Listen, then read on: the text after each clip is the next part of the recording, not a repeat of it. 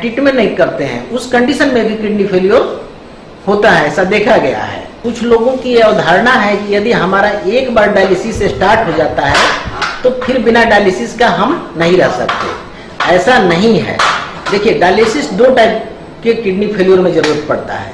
एक होता है एक्यूट रीनल फेलियर और दूसरा होता है क्रोनिक रीनल फेलियर। जैसे एक्यूट रीनल फेलियर होता है, बहुत ज्यादा ब्लड लॉस हो गया या डायरिया डिसेंट्री हो गया, बहुत ज्यादा फ्लूइड लॉस हो गया, हाइपोटेंशन हो गया या बर्न हो गया, मैसिव बर्न हो गया, तो इस कंडीशन में जो एक्यूट रीनल फेलियर होता है वो डायलिसिस से ठीक हो जाता है, फिर उसको बार बार डायलिसिस का जरूरत नहीं पड़ता है।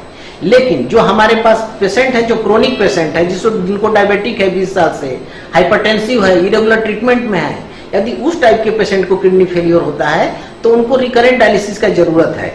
एक बात मैं ये भी बताना चाहता हूं कि डायलिसिस किडनी का जो बीमारी है उसका उपाय नहीं है, उसका ट्रीटमेंट नहीं है कि अब डायलिसिस कराए किडनी का बीमारी ठीक हो गया। डायलिसिस एक ऐसा प्रोसेस है कि किडनी खराब होने के चलते हमारे बॉडी में जो टॉक्सिक जमा होते हैं उसको हम बाहर निकालते हैं।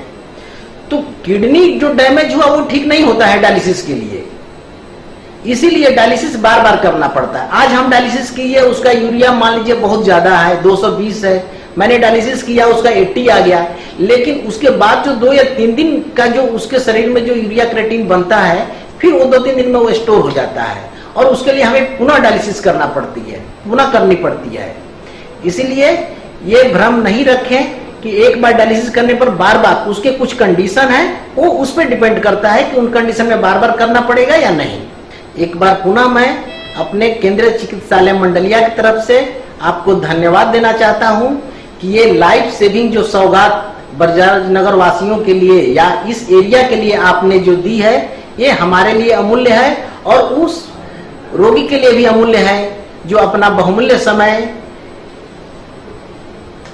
व्यतीत करके डायलिसिस कराते हैं। अब यह सुविधा उनके घर के आसपास मिलेगी।